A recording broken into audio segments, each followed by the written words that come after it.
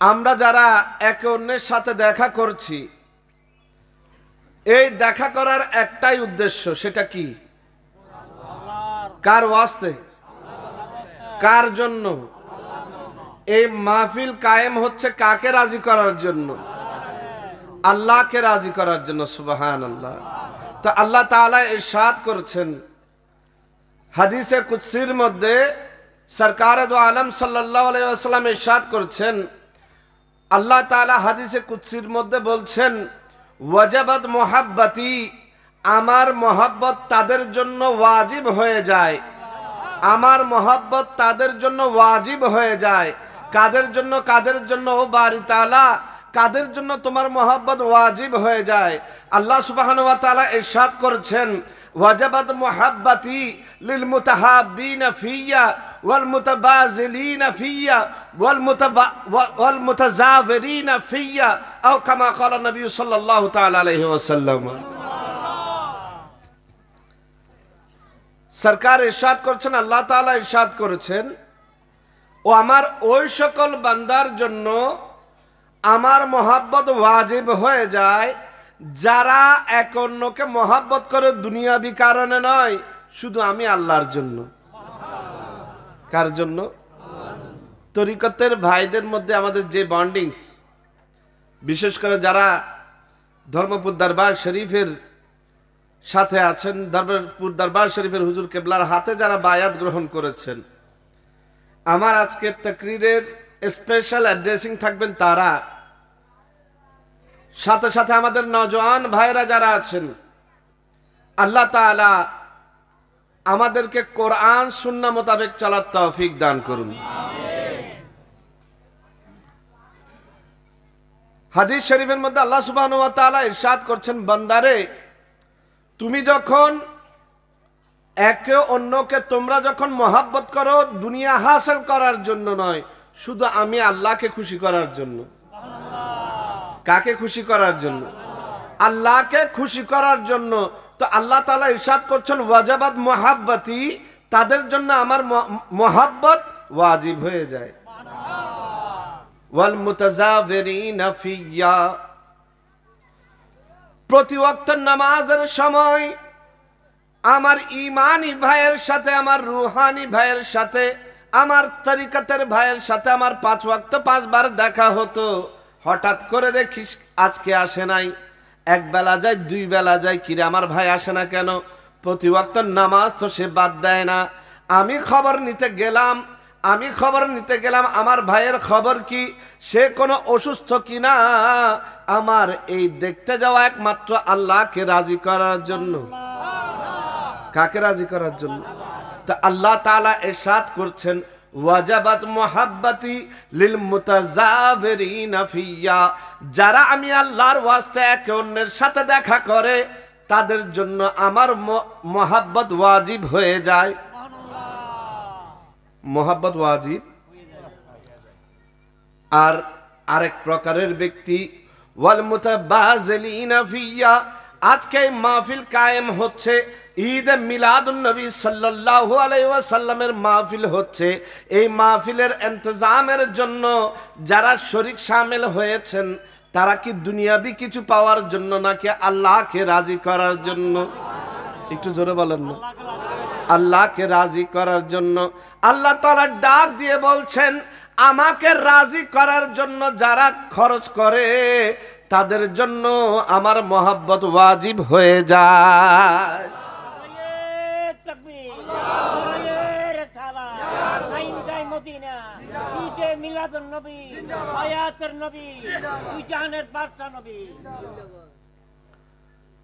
এমন একটা সময়ে এসে উপনীত হয়েছি, মাহফিল হয় কিন্তু মানুষ হেদায়েত হয় না। মানুষ হেদায়েত হয় না। কারণ কি? আমাদের বলার তাসির চলে গিয়েছে।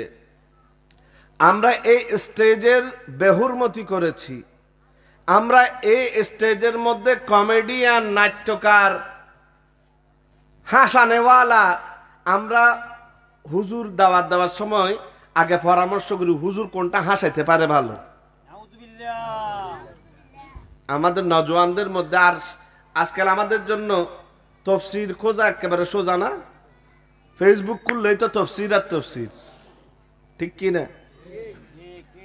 নজওয়ানদের দৃষ্টি আকর্ষণ করছি, এই ইলেকট্রনিক্স মিডিয়ার যুগে আমরা যখন সেখান থেকে হেদায়েত নিতে যাই, অনেক সময় হেদায়েত নিতে গিয়ে উল্টা ঈমান হারা হয়ে যায়। ঈমান হারা এই কারণে তরিকতপন্থীদের জন্য যার তার ওয়াজ শোনা উচিত নয়। যার তার ওয়াজ শোনা, আপনি বলবেন হুজুর খারাপ কি, খারাপ কি? কোরআন সুন্নাহ মোতাবেক এটা কি করছেন? ওয়াজ বলেন না, সবাই কোথা থেকে ওয়াজ করছে? কোরআন সুন্নাহ থেকে, ঠিক কি না? তা আমাদের অসুবিধা কি? আমি বলবো ভাইরে, এখন ওই আল্লাহর নবী যে বলেছেন ফিতনার জামানা এমন হবে, হাতের উপর জ্বলন্ত কয়লা রাখা যেরকম কঠিন, সেরকম ঈমান রাখাও কঠিন হবে। হাদিস শরীফে সরকার আরো ইরশাদ করেছেন যে আখিরি জামানায় এমন একটা সময় আসবে, মানুষ সকাল করবে ঈমানদার হয়ে, আবার বিকাল বেলা করবে বেঈমান হয়ে, সন্ধ্যা করবে কি হয়ে? সুবহ ফজরে উঠবে ঈমানদার হয়ে, সন্ধ্যা হইতে হইতে কি হয়ে যাবে? এই বর্তমান সময় মনে হচ্ছে আমরা সেই সময়ের মধ্যে পার করছি, ঠিক কি না? সালাতুনিয়া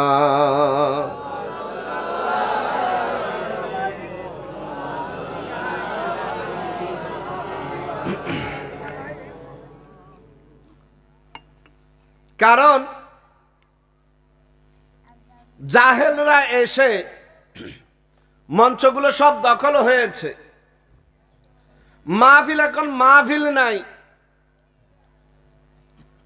মাহফিলের স্থান রংবাজ দখল করেছে। মাহফিলের মধ্যে সবচাইতে বড় ফিসকার, যে সবচাইতে বেশি মিথ্যা কথা বলতে পারে, যে সবচাইতে বেশি আটাকটা দিবে মিশা কথা হত্যা দিবি। ইবের কি যদি বলি,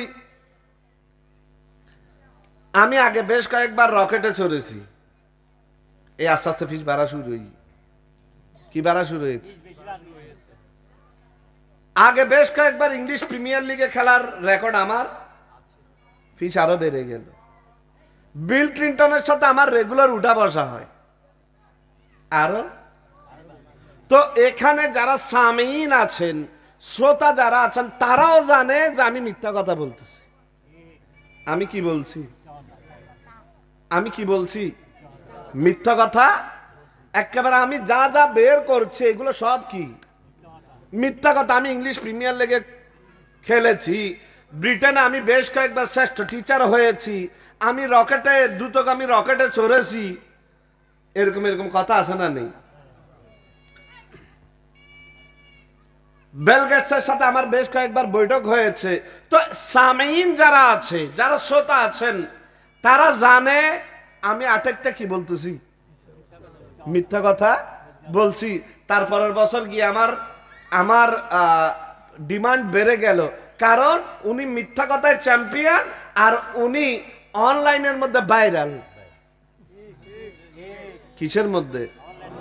তো তার মানে বোঝা গেল আমরা হেদায়েত নিতে চাচ্ছি ভাইরালের কাছ থেকে। কার কাছ থেকে? আল্লাহ তাআলা ডাক দিয়ে বলছেন, ও আমার বান্দারা, তোমরা ভাইরালের পিছে দৌড়িও না। ও আল্লাহ, কার কাছে যাব? কার কাছে যাব? আল্লাহ তাআলা প্রতি রাকাতের মধ্যে আল্লাহ তাআলা বান্দাকে ট্রেনিং দিচ্ছেন, আমার কাছে খুঁজো সিরাতুল মুস্তাকিম। কি পথ? সোজা পথ। কোন পথ? সহজ সরল পথ, সোজা পথ। আল্লাহ বলছেন এমনিতে সোজা পথ চাইও না। ও আমার বান্দা, তুমি বলো সিরাতাল্লাযীনা আনআমতা আলাইহিম। সিরাতাল্লাযীনা আনআমতা আলাইহিম। তুমি বলো, ও বান্দা তুমি বলো, হে আল্লাহ, তোমার নিয়ামত প্রাপ্ত বান্দাদের পথে পথে আমাকে চালাও। তুমি নিজের মতো একটা পথে চলার চেষ্টা করিও না। তো আমি প্রশ্ন করলাম, বাড়ি তাআলা নিয়ামত প্রাপ্ত বান্দা কারা? যারা ওই বেল গেটসের সাথে রেগুলার বৈঠক করে তারা, যারা ইংলিশ প্রিমিয়ার লিগে খেলে তারা, যারা নবীর শানে কাউবয় বলে তারা, তারা কারা? তারা কারা? ও বাড়ি তাআলা তারা কারা? তো আল্লাহ তাআলা ইরশাদ করেছেন, ও আমার বান্দারে শুনে নাও, শুনে নাও, নিয়ামত প্রাপ্ত বান্দা হতে হলে, আমার ওলি হতে হলে তার কাছে একটা জিনিস অবশ্যই অবশ্যই থাকতে হবে। সেটা কি? ইয়া আইয়ুহাল্লাযীনা আমানুত্তাকুল্লাহ, হে ইমানদারেরা আল্লাহকে ভয় করো, ওয়াকুনু মা'আস সাদিকিন, আমার নিয়ামত প্রাপ্ত সত্যবাদী বান্দাদের সাথে সাথে থাকো। আল্লাহর ওলির প্রধান বৈশিষ্ট্য, তিনি কখনো মিথ্যা কথা বলবেন না। আয়রা আল্লাহর ওলির বৈশিষ্ট্য এটা নয় যে তিনি ভাইরাল কি ভাইরাল নন, ভাইরাল কি ভাইরাল নন, এটা আল্লাহর ওলির বৈশিষ্ট্য নয়। আল্লাহর ওলির বৈশিষ্ট্য হচ্ছে তিনি মিথ্যা বলবেন না। কি বলবেন না? কারণ এই আয়াতে কারিমার মধ্যে যদি আপনি খেয়াল করেন, আল্লাহ তাআলা ইরশাদ করছেন, ইয়া আইয়ুহাল্লাযীনা আমানুত্তাকুল্লাহা ওয়া কুনু মা'আস সাদিকিন, হে ঈমানদারেরা, হে ঈমানদারেরা, তোমরা আমার সত্যবাদী আল্লাহর বান্দা যারা আছে, আল্লাহর ওলি যারা আছে তাদের সাথে সাথে থাকো। সুবহানাল্লাহ। কিভাবে থাকো?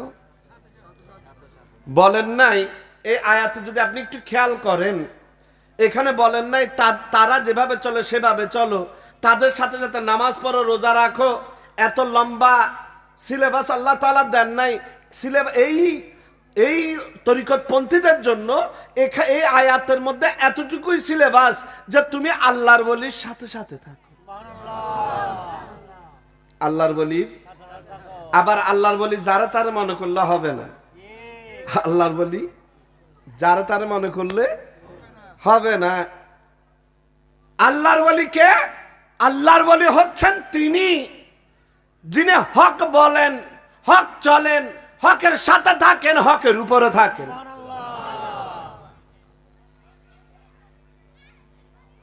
ইয়া আইয়ুহাল্লাযীনা আমানুত্তাকুল্লাহ, হে ঈমানদারেরা আল্লাহকে ভয় করো, আল্লাহকে ভয় করো। আল্লাহ তাআলা কোরআনে কারীমের মধ্যে ইরশাদ করছেন, কাদ আফলাহা মান যাক্কাহা, ও আমার বান্দারা, যে ব্যক্তি পরিষ্কার করতে পেরেছে, পরিশুদ্ধ করতে পেরেছে সেই সফল। সে যে ব্যক্তি নিজের নফসকে পরিষ্কার করতে পেরেছে, পরিশুদ্ধ করতে পেরেছে, সেই ব্যক্তি সফল, সেই ব্যক্তি। আরজ করলাম বাড়ি তাআলা, নফস তো সেই নফস যেটা আমাকে সারাক্ষণ কুমন্ত্রণা দেয়। আল্লাহ তাআলা কোরআনে কারীমের মধ্যে ইরশাদ করছেন, ইন্নান নাফসা আম্মারাতুম বিসু, ও আমার বান্দা তোমার নফস তোমাকে সারাক্ষণ খারাপ কাজের আদেশ দেয়। খারাপ কাজের। তুমি যখন মসজিদে যাও, নফস তোমাকে সেখান থেকে ঘুরিয়ে দেয়, না না মসজিদে যাওয়ার দরকার নাই, বন্দারে কিছুক্ষণ মার্কেটে ঘুরে আয়। মার্কেটে ফজরের আজান যখন দেয়, মুয়াজ্জিনের আজান যখন তোমার ঘুম ভেঙে দেয়, তোমার নফস তখন তোমাকে আরো তেল মালিশ করতে থাকে। এই শীতের রাতে ঠান্ডা পানি দিয়ে ওযু করার দরকার কি? আর একটু চাদরটা টেনে নে, আর একটু গভীরভাবে একটু ঘুমিয়ে নেয়। এটা করে কে? নফস। আমার নফস সারাক্ষণ আমাকে কুমন্ত্রণা দেয়। এই কারণে আল্লাহ তাআলা ইরশাদ করছেন, ইন্নান নাফসা আম্মারাতুম বিসু, তোমাকে তোমার নফস খারাপ কাজের দিকে টানে। আরজ করলাম বাড়ি তাআলা, এই নফস থেকে কিভাবে ছুটকারা পাবো, এই নফসের সাথে আমার ফয়সালা কি? আল্লাহ তাআলা বলছেন, ও বান্দা আমার, কাদ আফলাহা মান যাক্কাহা, যে ব্যক্তির নফস থেকে পরিষ্কার হতে পেরেছে, নফসকে পরিশুদ্ধ করতে পেরেছে, সেই সফল। সে কি? সেই ব্যক্তি সফল। আরজ করলাম বারি তাআলা নফসকে পরিশুদ্ধ করব। আমার বয়স এখন 40, 50, 60, হায়াত তো কাটিয়ে ফেলেছি, এখন আবার নতুন করে ইবাদত করে তোমাকে কিভাবে রাজি করি? বারি তাআলা কোনো শর্টকাট কি আছে? আল্লাহ তাআলা ডাক দিয়ে বলছেন, ও গুনাহগার বান্দা আমার, নিরাশ হয়ো না, নিরাশ হয়ো না। ইয়া আইয়ুহাল্লাযীনা আমানুত্তাকুল্লাহ ওয়া কুনু মা'আস সাদিকিন, আমার সত্যবাদী বান্দাদের সাথে সাথে থাকো। নারায়ে তাকবীর, নারায়ে রিসালাত, আইনজাই মদিনা, কৌতুল আযম চাট্টগ্রাম, কৌতুল আযম খুলনা বিতরণ। তরিকতের মধ্যে একজন সালেকের জন্য অন্যতম একটি প্রধান বিষয় হচ্ছে সোহবত এখতিয়ার করা। কি এখতিয়ার করা? কোরআন সুন্নাহ মোতাবেক আমাকে পরিচালিত করবেন সে এলম আছে এরকম একজন শায়েখের সোহবত এখতিয়ার করা। তো সোহবত শুধু শায়েখের এখতিয়ার করব তাই নয়, শায়েখের সাথে যারা যারা বেজেছে তাদের সংস্পর্শ সোহবত, তাদের সংস্পর্শ। সোহবতের তাসির কেমন, সোহবতের ব্যাপারটা কিভাবে বুঝায়? কোরআনে করিম থেকে যদি বুঝাতে যায়, আল্লাহ তাআলাকে যদি প্রশ্ন করে, ও বারি তাআলা তুমি যে বলছো তোমার সত্যবাদী বান্দাদের সোহবত এখতিয়ার করার জন্য, কি করার জন্য? সাথে সাথে থাকার জন্য, মুআইয়াত সাথে সাথে থাকার জন্য যে বলছো, ও বারি তাআলা এটা দ্বারা আমি পরিশুদ্ধ হব নফস, এত শর্টকাটে এভাবে এটা কিভাবে বুঝবো? তো কোরআনে করিম জবাব দিচ্ছে, ও আল্লাহর বান্দা একটু সূরা কাহাফ খুলো। সূরা কাহাফের খুলে সেখানে যখন তুমি পড়বে, পড়তে পড়তে দেখবে আল্লাহর ওয়ালিরা আল্লাহর হুকুমে যখন গুহার মধ্যে আশ্রয় গ্রহণ করতে যাচ্ছিল, পথের মধ্যে সে আল্লাহর ওয়ালিদের নজরের সাথে, যে কোনো একজনের নজরের সাথে পথের একটা কুকুরের নজর একসাথে হয়ে যায়। কি হয়ে যায়? আল্লাহর ওয়ালির দয়ার দৃষ্টি যখন ওই কুকুরের নজরের সাথে মিলেছে, সেই কুকুর আসহাবে কাহাফের পিছন পিছন আসা শুরু করলো। কয়েকজন বলতে শুরু করলেন, এই কুকুরকে তাড়াও, সে যদি ঘেউ ঘেউ করে তবে জালেম বাদশা আমাদের ঠিকানা পেয়ে যাবে। জালেম বাদশা আমাদের ঠিকানা পেয়ে যাবে। তাফসিরে কুরতুবির মধ্যে ইমাম কুরতুবী রাহমাতুল্লাহ আলাইহি ইরশাদ করেছেন, ওই কুকুর আর কিছু করতে না পারে সামনের দুই পা তুলে আল্লাহর দরবারে মোনাজাতের মতো দাঁড়িয়ে গেল। মোনাজাতের সকালে দাঁড়িয়ে গেল, আরজ করছে, ও বারি তাআলা আমি তো কুকুর, আমি নাপাক কুকুর, কিন্তু আমার কি দোষ? তোমার ওয়ালির নজর আমার দিকে পড়েছে, আমি তো আর তাদের ছাড়া থাকতে পারছি না, এই প্রেম আমি কিভাবে নিভাই? আল্লাহ রে, তোমার ওয়ালিকে সামনে নিয়ে তোমার দরবারে হাত তুলেছি বারি তাআলা, আমি কুকুরকে একটু তুমি সেই জবান দাও, তোমার বন্ধুর সাথে একটু কথা বলি।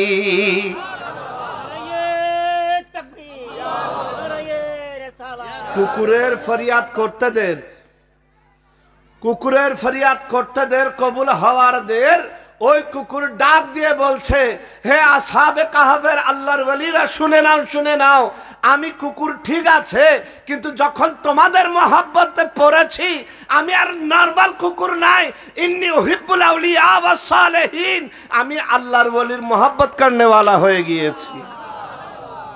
আগে এমনি কুকুর ছিলাম, আগে কি ছিলাম? এখন আর নরমাল কুকুর, এখন আল্লাহর ওয়ালির মহব্বত করনেওয়ালা কুকুর হয়ে গিয়েছি।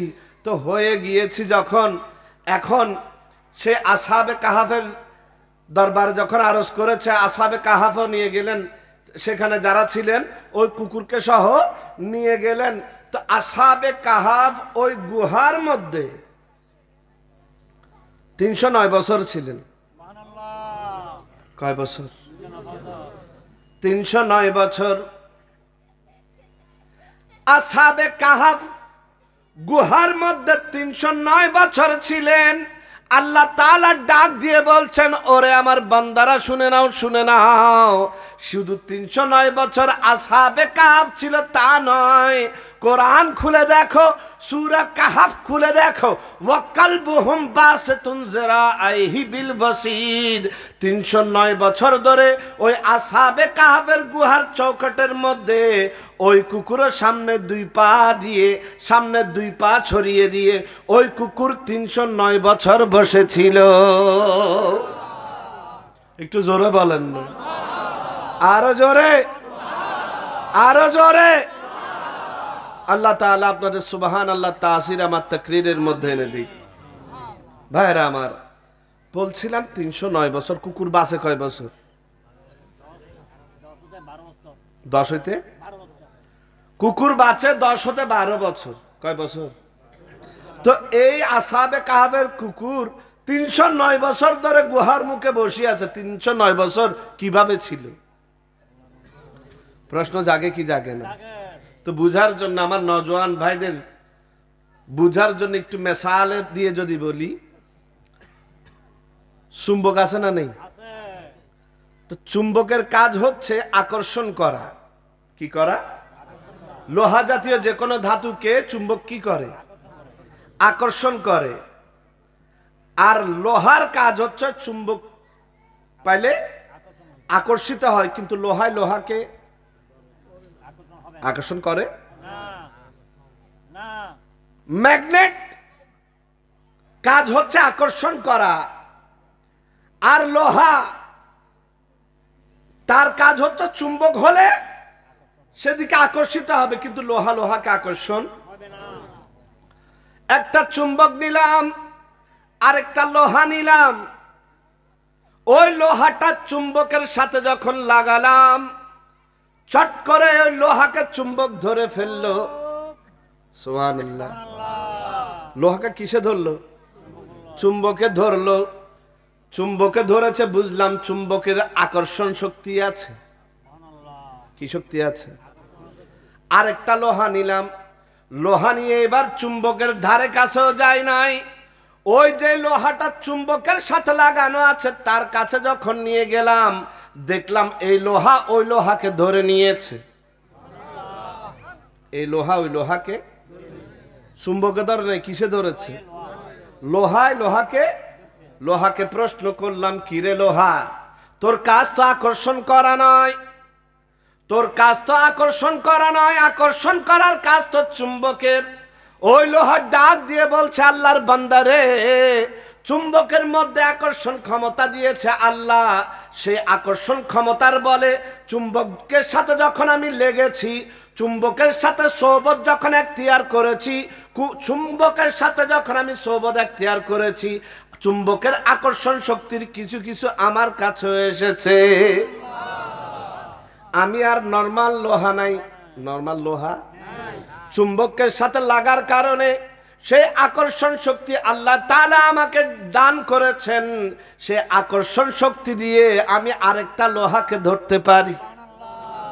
আমি আরেকটা লোহাকে ভাইরা আমার, এটার নাম হচ্ছে সোহবত।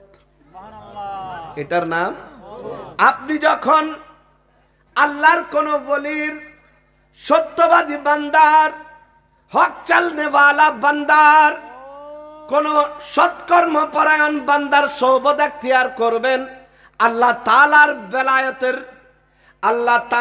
বেলায়েতের ফয়েজ বরকত তো আল্লাহর ওলির কাছে সব সময় আসছে। আল্লাহর ওলির কাছে সব সময় আসছে। আপনি যখন সেখানে গিয়ে একটা লোহার মতো আপনি যখন সেখানে গিয়ে বাসবেন, আল্লাহর ওলির সেই বেলায়েতের হিস্সা আপনার মধ্যেও ট্রান্সফার হতে থাকবে। আপনার মধ্যেও ট্রান্সফার হতে থাকবে। ওই আল্লাহর ওলির ওসিলায় আল্লাহ তাআলার বেলায়েতের কিছু হিস্সা আমরা গুনাহগারের কাছেও আসবে। তো আসবে, সেটা কেমন আশা আসে? ওই আসহাবে কাহাফ ভিতরে গুহার ভিতরে শুয়ে আছেন, বাইরে চকটের মধ্যে 309 বছর ধরে কুকুর বসিয়ে আছে। কয় বছর? আচ্ছা 309 বছর যদি কুকুর তো দূরের থাক, 309 বছর তো 10-12 বছর পর মরলে সূর্যের তাপের মধ্যে আর 10-12 বছর কুকুর থাকবে? উনি হয়ে না যাবে, ঠিক কিনা? মাটির সাথে মিশে যাবে, ঠিক কিনা? কিন্তু এতদিন সূর্য উঠেছে, কত ঝড় বর্ষা গিয়েছে, সূর্য উঠেছে, কত ঝড় বর্ষা গিয়েছে, কিন্তু আসহাবে কাহাফের কুকুর সে মুআইয়াত সোহবত এখতিয়ার করার কারণে আল্লাহ তাআলা তাকে এমন ফয়েজ দান করেছেন, আল্লাহর ওলির উপর যে রিজিক এসেছে সেই ফয়েজ ও বরকতের হিসায় 309 বছর ধরে ওই কুকুরও বেঁচে থেকেছে।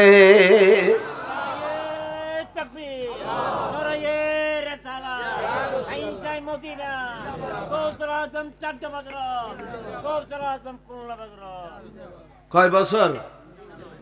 309 বছর। তো 309 বছর ধরে 309 বছর ধরে ওই গুহার মুখের মধ্যে বসে আছে আসহাবে কাহাফের কুকুর। আরজ করলাম বারি তাআলা ওয়াকুনু মা'আস সাদিকিন, আল্লাহর সত্যবাদী বান্দাদের যদি সাথে সাথে থাকি, আল্লাহর সত্যবাদী বান্দাদের সোহবত এখতিয়ার করলে নফসের হালত কেমন হবে, নফসে পরিশুদ্ধ কতটুকু হবে, তা আল্লাহ তাআলা ইরশাদ করছেন আসহাবে কাহাফের যেই কুকুর, সেই কুকুরের দিকে একটু তাকিয়ে দেখো, দুনিয়ার মধ্যে যত কুকুর আছে সবগুলো নাপাক। সবগুলো নাপাক। শুধু তাই নয়, কুকুর এমন নাপাক, কুকুরের আর্দ্রতা যদি অন্য কারো কাছে ট্রান্সফার হয়, অর্থাৎ কুকুর ভিজে গেছে, সেই ভিজা যদি আর কারো গায়ে লাগে সেও নাপাক, সেও। তার মানে কুকুর এমন নাপাক, সে নিজে নাপাক তাই নয়, আরেকজনকে নাপাক করার ক্ষমতাও এরকম নাপাক, এরকম। তা আল্লাহ তাআলা বলছেন, ও আমার বান্দারা, আসহাবে কাহাফের কুকুরের দিকে তাকিয়ে দেখো, আমার ওলির সোহবত এখতিয়ার করেছে। কুকুর ওলির যখন সোহবত এখতিয়ার করেছে, আমি আল্লাহ সেই সোহবতের কারণে তাকে এমন পাক করেছি, সকল কুকুর জাহান্নামী, কিতমির আসহাবে কাহাফের যেই কুকুর সেটা জান্নাতি। সেটা কি? সেটা। আচ্ছা, কিতমিরের কোনো রোজা ছিল, নামাজ, হজ, যাকাত, কোন আমল? তো ও কিতমির তুমি জান্নাতি হলে কিভাবে? বলে আমার আমল একটা, ওয়াকুনু মা'আস সাদিকিন, আল্লাহর সত্যবাদী বান্দাদের সাথে সাথে ছিলাম। সত্যবাদী বান্দাদের সাথে সাথে ছিলাম। এই কারণে ভাইরা আমার, ফেরকা বুঝতে হবে কারা সত্যবাদী কারা। যারা মাইকের সামনে বসি শুধু মিথ্যা কথা 99 কি হয়, এল্লা মুফাসসিরা আছে না নেই? এরকম বক্তা আছে না নাই? তো সেখানে গেলে কি ঈমান আকীদা হেফাজত হবে? আল্লাহ তাআলা ইরশাদ করছেন, হে আমার বান্দারা, মিথ্যাবাদী থেকে দূরে থাকো। কারণ কি? লানাতুল্লাহ আলাল কাযিবিন, মিথ্যাবাদীর উপর আল্লাহর লানত। মিথ্যাবাদীর উপর সালাতুনিয়া।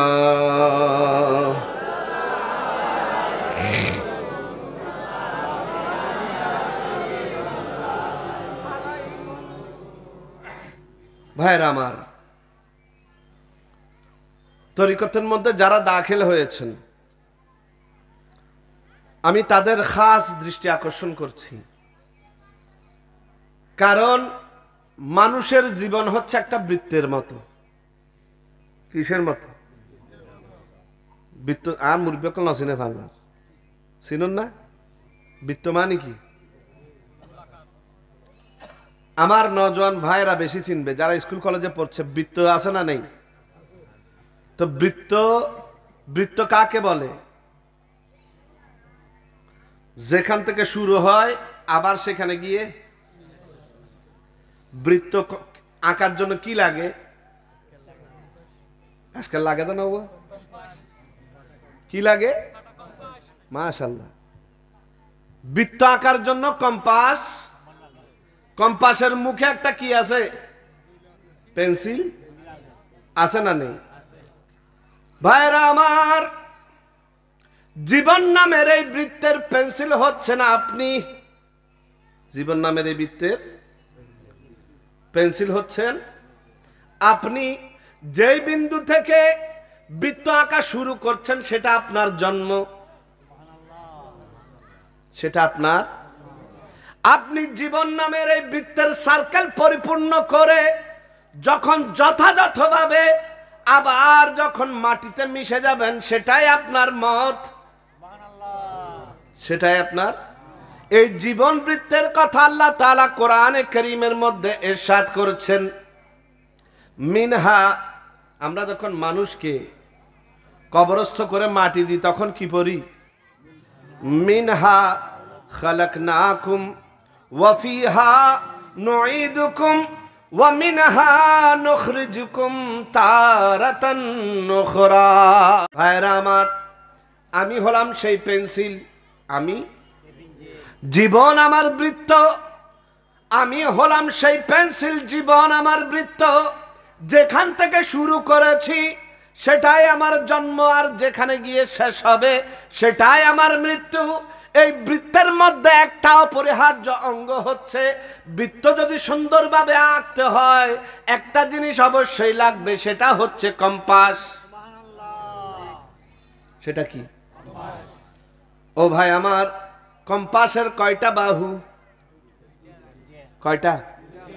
এক পাশে আমি পেন্সিল, এক পাশে, আরেক পাশে পিন আছে না নেই? কম্পাসের দুইটা বাহু, একটা হচ্ছে কোরআন আর একটা হচ্ছে হাদিস, একটা হচ্ছে কোরআন আর একটা হচ্ছে সুন্নাহ। একটা কোরআন। জীবন নামের বৃত্ত আঁকতে গিয়ে আমি পেন্সিল হয়ে কোরআন সুন্নাহর কম্পাসের মধ্যে যখন আমি লেগে গিয়েছি, এখন আমার বৃত্ত আঁকা শুরু হবে।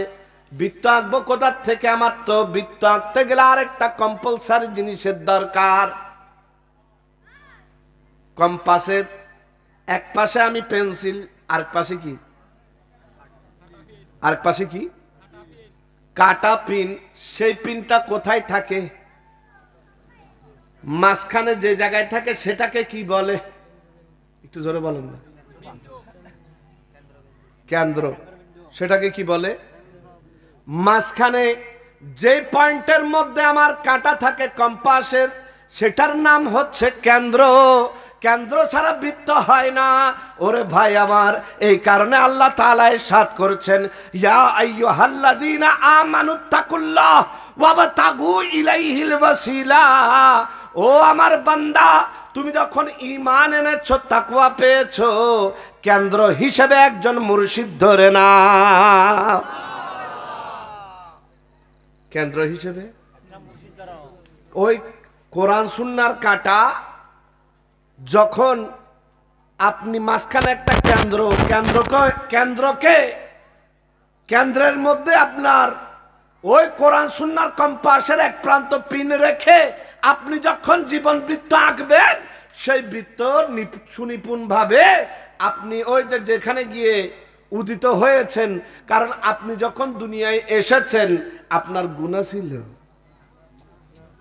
বলেন, শিশু যখন দুনিয়ায় আসে গুনাহ থাকে।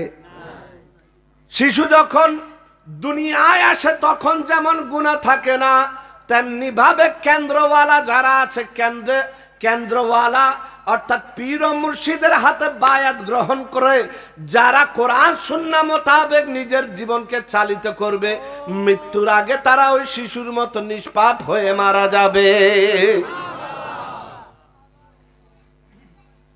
আমার তরিকতের পথ চলার টার্গেট হচ্ছে মৃত্যুর প্রস্তুতি গ্রহণ করা। কি গ্রহণ করা? মৃত্যুর প্রস্তুতি গ্রহণ করা। এর ভিতর শয়তানে আসি অনেক ধাক্কা ধাক্কি করবে। খবরদার খবরদার, ওসিলা ধরিও না, পীর ও মুর্শিদ ধরিও না, কারণ পীর ও মুর্শিদ ধরলে শিরিক হবে। কি হবে? শিরিক হবে। যে আগে থেকে কেন্দ্র ধরে নিয়েছে সে বলবে আমাকে নতুন করে কেন্দ্র দেওয়ার দরকার নাই, আমাকে নাড়ানোর চেষ্টা করার দরকার নাই, আমার কেন্দ্র আগের থেকে মজবুত আছে। আগের থেকে ফিস করা বলেন না, আছে না নেই? ভাইরা আমার, পীর ও মুর্শিদ হচ্ছে সেই কেন্দ্র, যেই কেন্দ্রকে কেন্দ্র করে কোরআন সুন্নাহর আদলে আমার তরিকতের তরবিয়তি জীবন চালু হয়েছে। এটার টার্গেট হচ্ছে আমি দুনিয়ায় এসেছিলাম নিষ্পাপ হয়ে, আবার যখন যাব এই দুনিয়া থেকে নিষ্পাপ হয়ে যাব। কি হয়ে যাব? আমি যখন তরিকতের মধ্যে দাখিল হব, তরিকতের উসুলগুলো যখন আমি ধারণ করব, আমার মধ্যে যখন আমি আজিজি ইনকিসারি নিয়ে আসব, আমি যখন জানবো মাশাইখিনে হযরত আল্লাহর নিয়ামত প্রাপ্ত বান্দারা দুনিয়ার মধ্যে সফল কিভাবে হয়েছেন, সেভাবে যখন আমি নিজেকে পরিচালিত করব, এমন একটা সময় আসবে আমি আগে বাজার সাজার করতাম, আমি আগে দুনিয়াদারি করতাম, সারাক্ষণ দুনিয়াদারির মধ্যে পড়ে থাকতাম।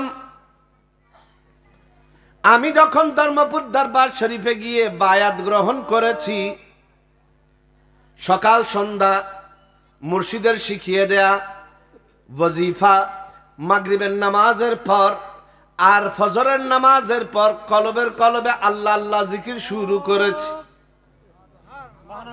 আল্লাহ আল্লাহ জিকির একদিন যায়, 2 দিন যায়, 3 দিন যায়। হঠাৎ করে একদিন খেয়াল করলাম আমার অবস্থা উন্নতি হচ্ছে। কি হচ্ছে? আমি খেয়াল করলাম আমি যখন আগে বাজারে যেতাম, আমি মজলিসে যেতাম, আমার দুনিয়ার মধ্যে পড়ে থাকতাম, এখন আমি বাজারে গিয়েছি, তরকারিওয়ালার সাথে মুলামুলি করছি, দরদাম করছি। হঠাৎ করে খেয়াল করলাম ওরা আমি একা নই, আমার ভিতর থেকে আওয়াজ আসছে আল্লাহ আল্লাহ আল্লাহ আল্লাহ। ভিতর থেকে কি আসছে? আল্লাহ আল্লাহ আল্লাহ নামের বীজ বুনেছি, এবার মনের মাঠে ফলবে ফসল, বেচবো তারে আমি কিয়ামতের হাটে। আমি আল্লাহ নামের বীজ বুনেছি। আল্লাহ নামের কি বুনেছি? ধর্মপুর দরবারে গিয়ে মুর্শিদের হাতে হাত দিয়ে কি বুনেছিলাম? বীজ বুনেছি। তো হঠাৎ করে দেখলাম আমার ফলন তো ভালো এসেছে। আমি বাজারে গিয়েছি, আগে দরদাম করতাম, কোনো হেরফের হতো না, এখন করছি দরদাম, কিন্তু দিলের থেকে আওয়াজ আসছে আমি আসি আমি আসি আমি আসি। কলব আমার আল্লাহ আল্লাহ করছে। তো বুঝতে পারলাম আমার এখানে একটা ঘর আছে, যে ঘর যিনি মালিক তিনি চলে এসেছেন। কানে যখন শুনতেছি যিনি মালিক তিনি চলে এসেছেন। এখন মালিক যখন ঘরের ভিতর চলে এসেছেন, আস্তে আস্তে আস্তে আস্তে অবস্থা এমন হলো, আগে দুনিয়াবাসীর সাথে কথাবার্তা বলতাম, বেশি বলতাম, এখন আর সম্ভব হয় না। কারণ প্রেমিক যখন প্রিয়র সামনে থাকে তখন আর দুনিয়াদারির খবর থাকে না, শুধু প্রিয়কে দেখতে থাকে। কাকে দেখতে থাকে? তো আমার মালিক যখন আমার কলবে চলে এসেছে, আগে আমার মজলিস ভালো লাগতো, এখন আমার মজলিস ভালো লাগে না, এখন চুপ করে চোখ বন্ধ করে থাকতে ভালো লাগে। একটু জোরে বলেন না। কারণ কি? আল্লাহ নামের বীজ বুনেছি, এবার মনের মাঠে ফলবে ফসল, বেচবো তারে আমি কিয়ামতের হাটে। আমি আল্লাহ নামের বীজ বুনেছি, সালাতুনিয়া।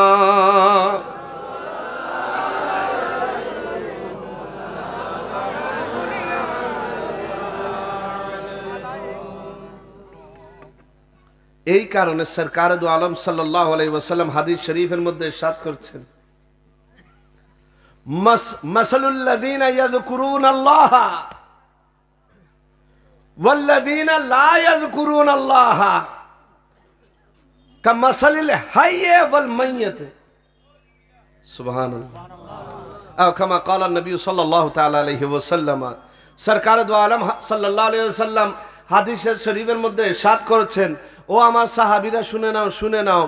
ওই ব্যক্তি যে এক ব্যক্তি আল্লাহর জিকির করে, কলবের মধ্যে আল্লাহর জিকির করে, আরেক ব্যক্তি আল্লাহর জিকির করে না, দুইজনের মধ্যে পার্থক্য হচ্ছে জীবিত এবং মৃতের মতো।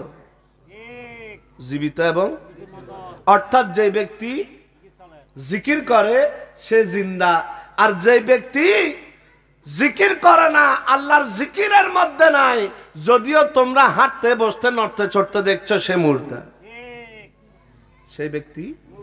সুবহানাল্লাহ। ভাইরা আমার, বলছিলাম আমরা তরিকতপন্থীরা বড় নসিবওয়ালা। কি ওয়ালা? আমরা এমন তরিকত পেয়েছি, না বাতিলের সাথে কোনো আপোষ আছে, না ভণ্ডের সাথে কোনো আপোষ আছে।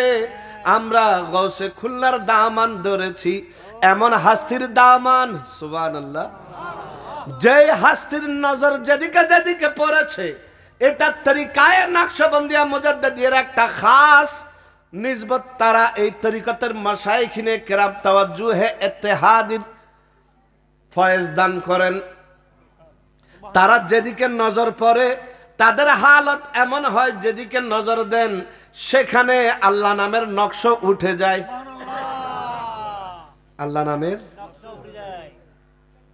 হযরত বাহাউদ্দিন বাউল হক কেওয়ারদ্দিন নকশবন্দি রহমতুল্লাহ আলাইহি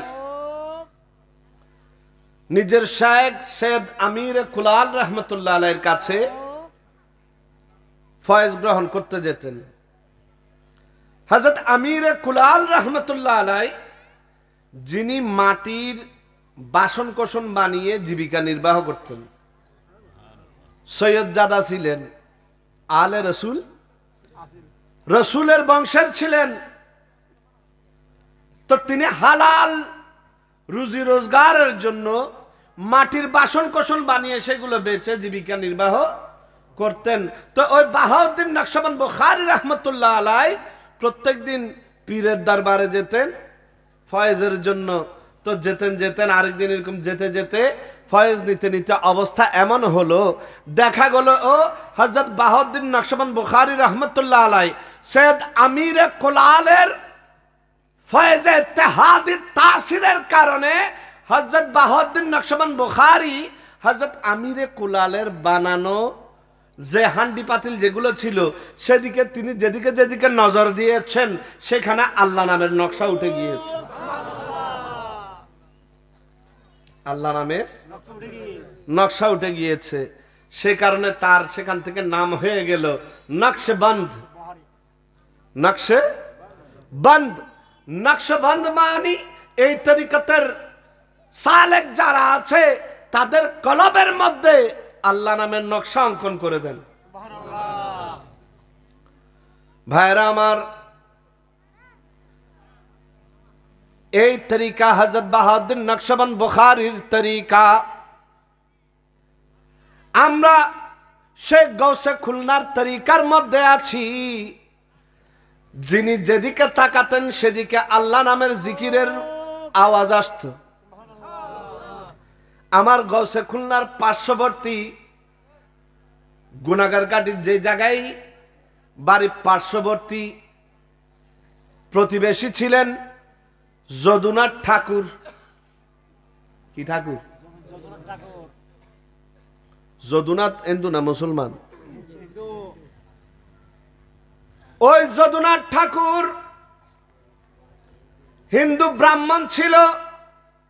ওই যদুনাথ তার ফল ফলাদি যখন আসতো, সে জানতো একজন মুসলমান মহাপুরুষ আমার পাশে এসেছে। সে জানে তার মধ্যে কি পরিবর্তন এসেছে, আল্লাহ ভালো জানেন। সে কি করতো, ফল ফলাদি ধরলে সেই ফল ফলাদি আমার গোসে খুলনার জন্য নিয়ে আসতো।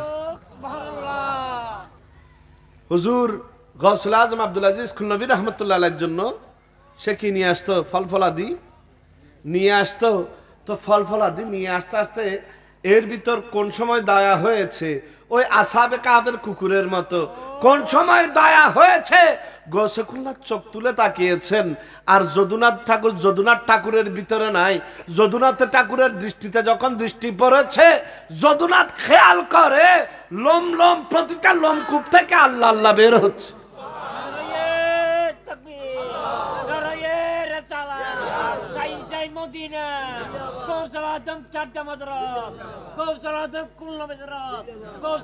আমার গৌসে খুলনার শান দেখো, আরে আমার গৌসে খুলনার শান দেখো, যুগ যুগান্তরে যেথা দৃষ্টি পড়ে তৌহিদের নিশান উড়ে, যেথা দৃষ্টি পড়ে তৌহিদের নিশান উড়ে। আমার গৌসে খুলনার শান দেখো, যুগ যুগান্তরে সালাতুনিয়া।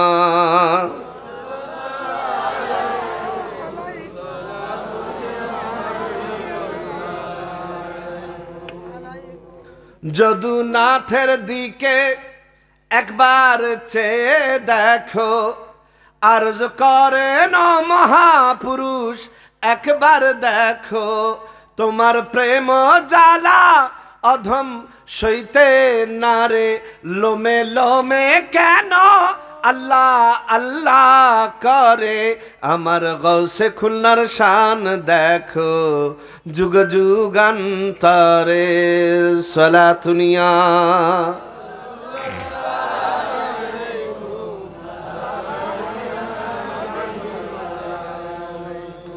ও মুর্শিদ তোমার প্রেমে এমন দহন, আমার জাতকুল মান গেল যখন তখন। ও মুর্শিদ তোমার প্রেমে এমন দহন, আমার জাতকুল মান গেল যখন তখন। তোমার প্রেমে পড়া, হ্যাঁ তোমার প্রেমে পড়া কি আবার পুড়তে পারে। আমার গৌসে খুলনার শান দেখো, যুগ যুগান্তরে সালাতুনিয়া।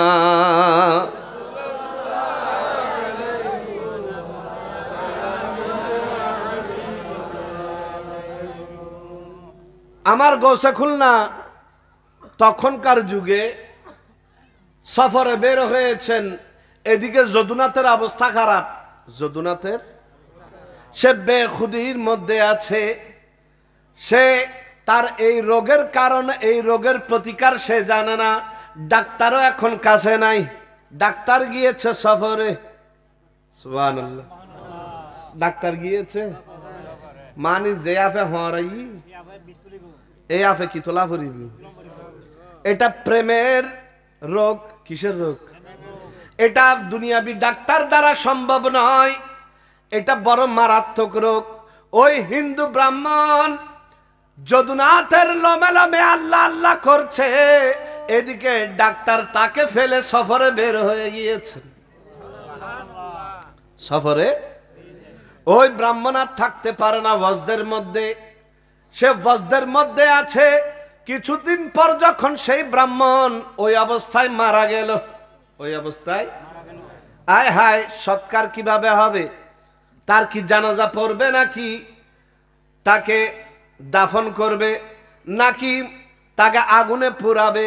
সবাই বলল, ওরে সে তো ব্রাহ্মণ, সে তো যদুনাথ, অবশ্যই অবশ্যই তাকে আগুনে পোড়াতে হবে। তার বড় সন্তান ঋষিকেশ ঠাকুর সহ মিলে হিন্দু যারা ব্রাহ্মণ ছিল সবাই মিলে যদুনাথকে কাঠের মধ্যে রাখা হলো আর ঋষিকেশ ঠাকুর বড় সন্তান গিয়ে সেখানে মুখাগ্নি করলো। কি করলো? বাবার চিতার মধ্যে আগুন দিল। আগুন জ্বলছে জ্বলছে জ্বলছে জ্বলছে, হঠাৎ করে খেয়াল করে দেখে আগুন তো আগুন, লাকড়ি তো লাকড়ি, সকল কিছু পুড়ে ছাই, যদুনাথের একটা লোমও পুড়ে নাই। যদুনাথের একটা লোমও পূর্বে কোথার থেকে? লোমে লোমে তো আল্লাহ আল্লাহ করেছে। লোমে লোমে কি করেছে? আল্লাহ আল্লাহ করেছে। তো তখন এখন যখন কাঠ পুড়ে যায়, যদুনাথ পুড়ে, তখন ব্রাহ্মণরা এখন কি বলবে? ব্রাহ্মণরা বলল, আয় হায় হায়, ঋষিকেশ তোর বাবা এক যে মুসলমান মহাপুরুষের কাছে যেত, সেখানে গিয়ে কত বড় পাপ করেছে আল্লাহ জানে, আগুনে গোসতেছে না। ওই না নগসের বলে হদ কি নগসের? একবার নয় একবার নয়, ব্রাহ্মণরা বলল, যা যা ভালো মতো ঘি নিয়ে আয়, চন্দন কাঠ নিয়ে আয়, আরো সবকিছু দেয়া হলো, মন্ত্র আরো জোরে জোরে পড়া হলো। একবার দুইবার তিনবার, না না না না, যতবার দেয় সকল কিছু পুড়ে ছাই, যদুনাথের লোমও পুড়ে না।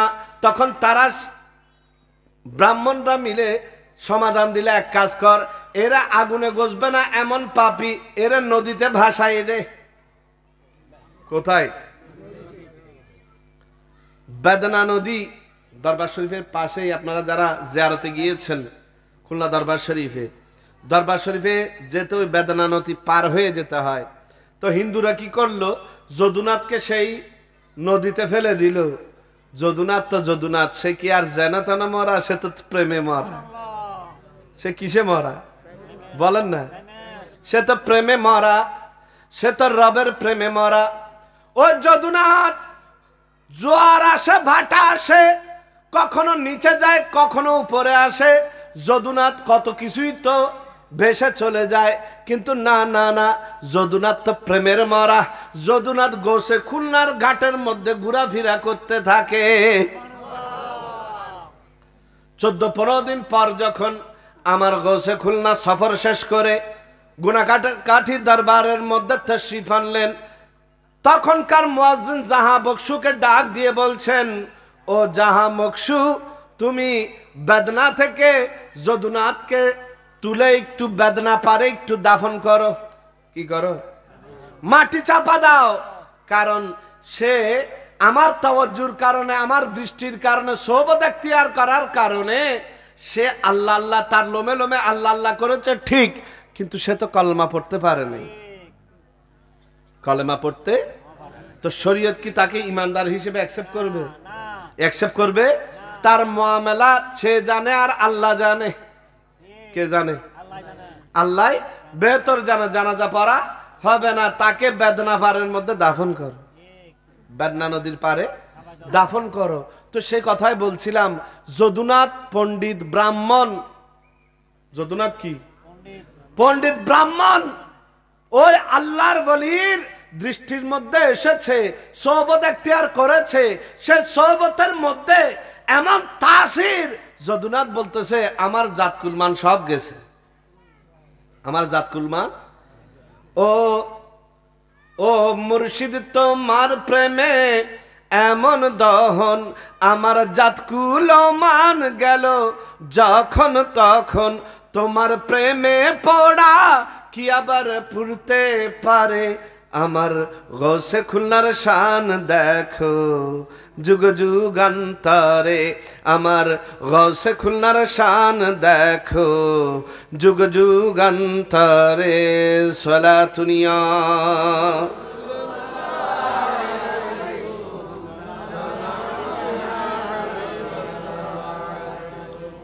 বলছিলাম, সোহবত এখতিয়ার করা।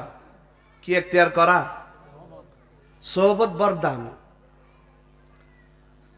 সোহবত এখতিয়ার করলে লোহা যেমন চুম্বকের শক্তি পায়, সোহবত এখতিয়ারের কারণে আল্লাহর ওলির সাথে লেগে থাকার কারণে বেলায়েতের কিছু হিস্সা মুরিদের কাছেও, বলেন না, মুরিদের কাছেও আসে, যতক্ষণ মুরিদ শাইখের সাথে লাগানো থাকে, বেলায়েতের হিসাব পেতে থাকে, তো পেতে পেতে এমন একটা সময় আসে সেই মুরিদ কাবিলিয়ত অনুসারে আরেকজন মুরিদকে সোহবত দিতে পারে। আরেকজন মুরিদকে সোহবত সরলক্ষ্যে একখান জায়গা আছে না নেই? অনা সিন্ন হইতে পারি কর্ণফুলী নদীর এই পারে চরলক্ষা একটা জায়গা আছে, সেখানে মাহফিলে গেলাম। এরকম মাহফিলের না হইলেও মনে হয় 10 গুণ হবে মানুষ। তো সেখানে গিয়ে প্রশ্ন করলাম, কিরে ভাই, এখানে তো আমরা কেউ ওয়াজ করতে আসেনি, গাড্ডাগত জায়গা, কিন্তু হন সময় যা এখানে এত মানুষ, এদেরকে হেদায়ত করলো কে? বলে এইগুলো সব জাকির ফকিরের। কার? এরা সব জাকের ফকির রহমতুল্লাহ আলাইহির অবদান অনুসারী। তা আমি বললাম, আপনারা হয়তো বা মনে করছেন জাকের ফকির রহমতুল্লাহ অনেক বড় আলেম ছিলেন। না না, তিনি নিজের পীর ও মুর্শিদের আশেক ছিলেন। বেশি দিন না, এই 2-3 বছর আগে মনে হয় হুজুর মোবারক যখন দক্ষিণে সফরে আসতেন, জাকের ফকির রহমতুল্লাহ আলাই হুজুর মোবারকের সাথে সাথে দক্ষিণে সফরে আসতেন।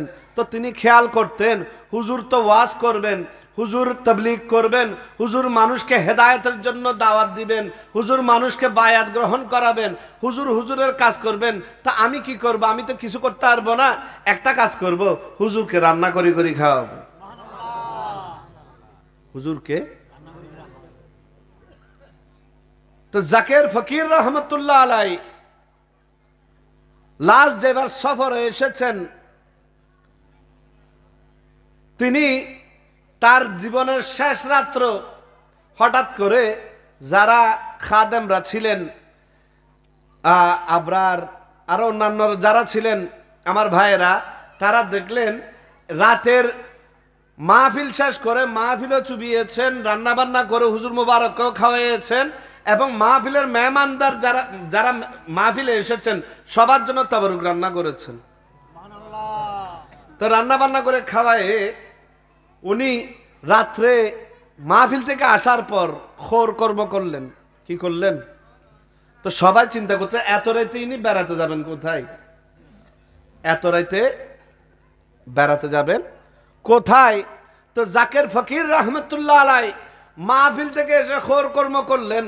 অতঃপর রাতের 2:30 3:30 বাজে হঠাৎ করে উঠে তিনি গোসল করতে গেলেন।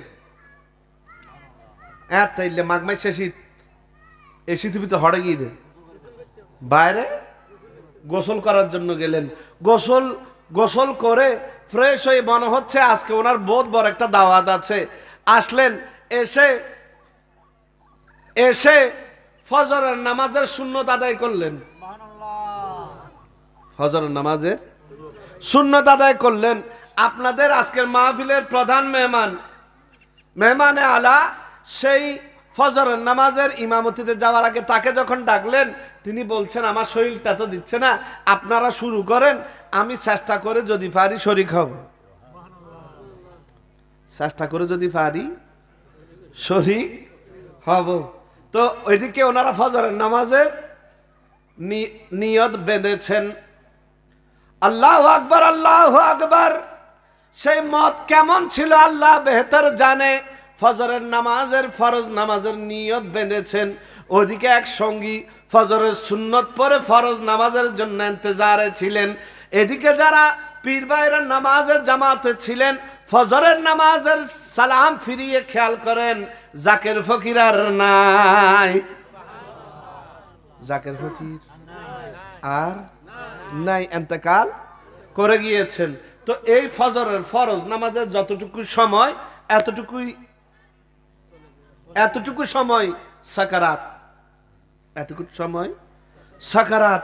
আমরা যারা সেখানে সেদিন জানাজার নামাজ পড়তে গিয়েছি, আল্লাহু আকবার, দেখলাম যেন কোনো বাদশাহী মানুষের জানাজা হচ্ছে এরকম মানুষ। অথচ সারা জীবন জিন্দেগি কাটিয়েছেন দুধ বেচে বেচে। কি বেচে?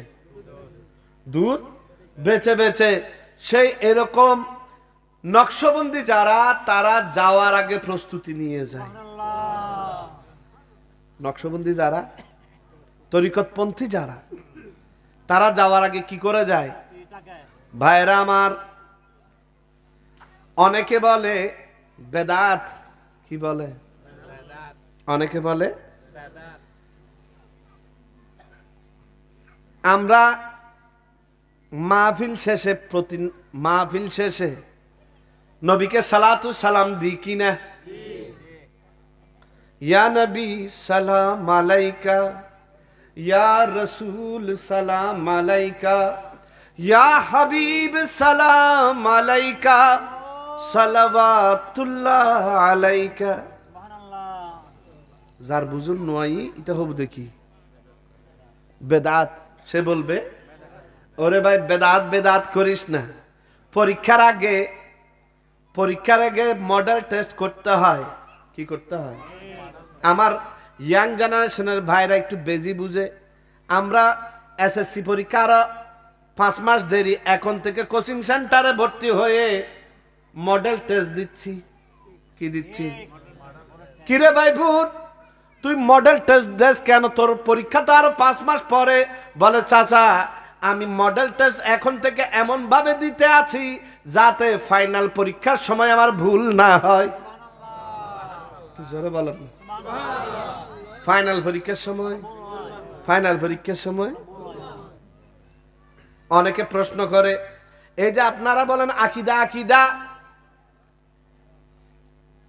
আপনারা যে বলছেন আকিদা, ওরে কবরের মধ্যে কি ওয়াবি সুন্নি আসেনি?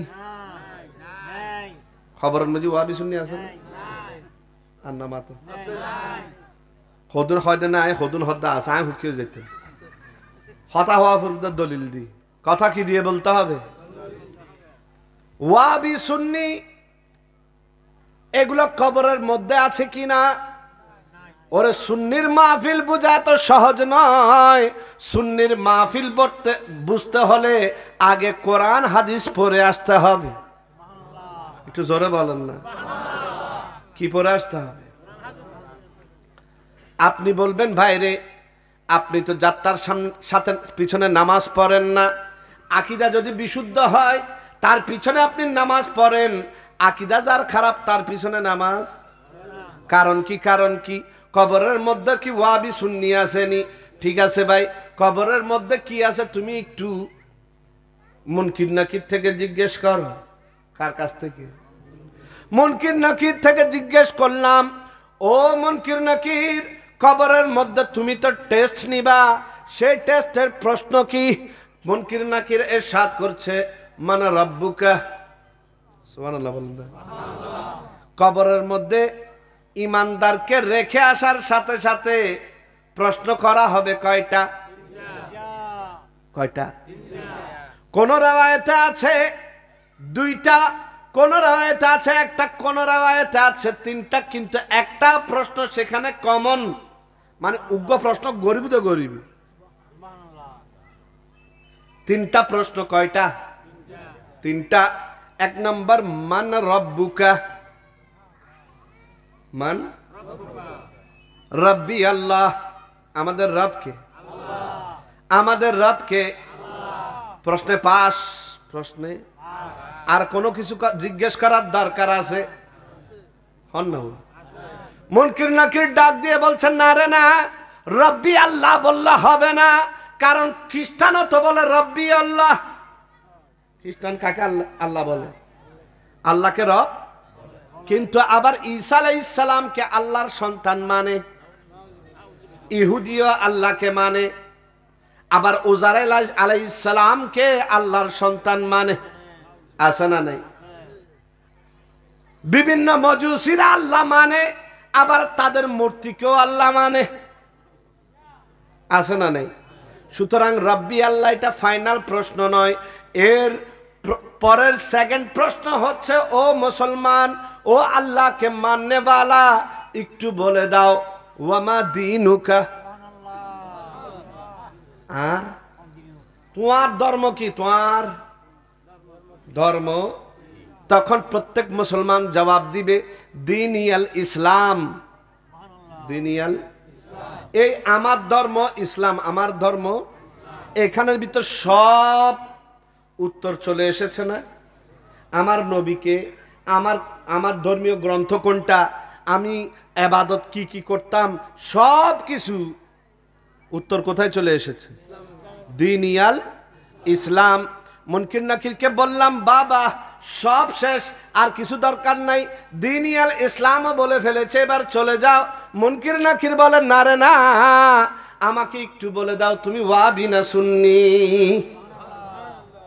তুমি ওয়াহাবি না? খবরের মধ্যে ফাইনাল প্রশ্ন কি হয় না?